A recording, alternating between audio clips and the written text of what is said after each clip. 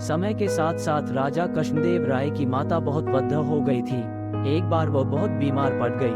उन्हें लगा कि अब वे शीघ्र ही मर जाएंगी। उन्हें आम से बहुत था, इसलिए जीवन के अंतिम दिनों में वे आम दान करना चाहती थी।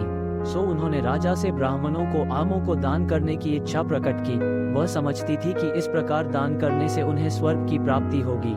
सो कुछ दिनों बाद राजा की माता अपनी अंतिम इच्छा की पूर्ति किए बिना ही मृत्यु को प्राप्त हो गई। उनकी मृत्यु के बाद राजा ने सभी विद्वान ब्राह्मणों को बुलाया और अपनी मां की अंतिम अपूर्ण इच्छा के बारे में बताया। कुछ देर तक चुप रहने के पश्चात ब्राह्मण बोले, ये तो बहुत ही बुरा हुआ महाराज। अंतिम इच्छा के पूरा न होने की दशा में तो उन्हें मुक्ति ही नहीं मिल सकती। वे प्रेत योनि में भटकती रहेंगी। महाराज, आपको उनकी आत्मा की शांति का उपाय करना चाहिए।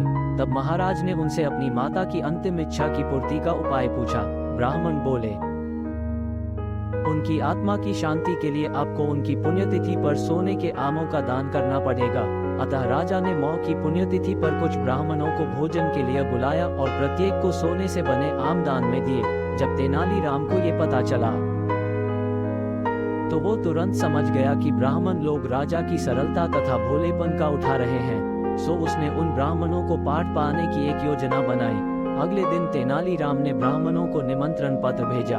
उसमें लिखा था कि तेनालीराम भी अपनी माता की पुण्यतिथि पर दान करना चाहता है, क्योंकि वह भी अपनी एक अधूरी इच्छा लेकर मरी थी।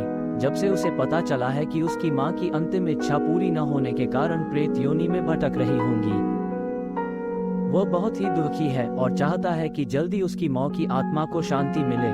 ब्राह्मणों ने सोचा कि तेनालीराम के घर से भी बहुत अधिक दान मिलेगा, क्योंकि वह शाही विदूषक है। सभी ब्राह्मण निश्चित दिन तेनालीराम के घर पहुंच गए। ब्राह्मणों को स्वादिष्ट भोजन परोसा गया। भोजन करने के पश्चात सभी दान मिलने की प्रतीक्षा करने लगे। तभी उन्होंने देखा कि तेनालीराम लोहे के सलाखों को आग में गर्म कर रहा है। पूछने पर तेनालीराम बोला, मेरी माँ फोड़ों के दर्द से परेशान थी। मृत्यु के समय उन्हें बहुत तेज दर्द हो रहा था। इससे पहले कि मैं गर्म सलाखों से उनकी सिकाई करता, वो मर चुकी थी। अब उनकी आत्मा की शांति के लिए मुझे आपके साथ वैसा ही करना पड़ेगा जैसी कि उनकी अंतिम इच्छा थी। ये सुनकर ब्राह्मण बौखला गए।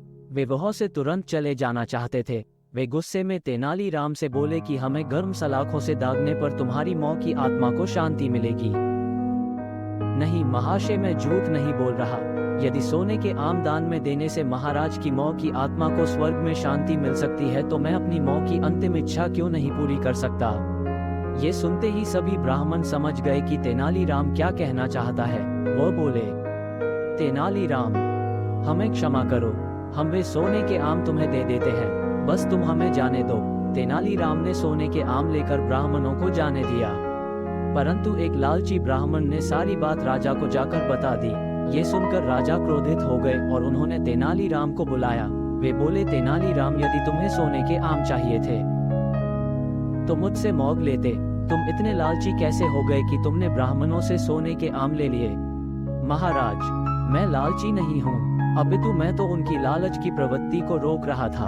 यदि वे आपकी मौ की पुण्यतिथि पर सोने के आम ग्रहण कर सकते हैं, तो मेरी मौ की पुण्यतिथि पर लोहे की गर्म सलाखें क्यों नहीं झेल सकते।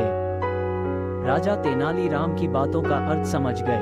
उन्होंने ब्राह्मणों को बुलाया और उन्हें भविष्य में लालच त्यागने को कहा।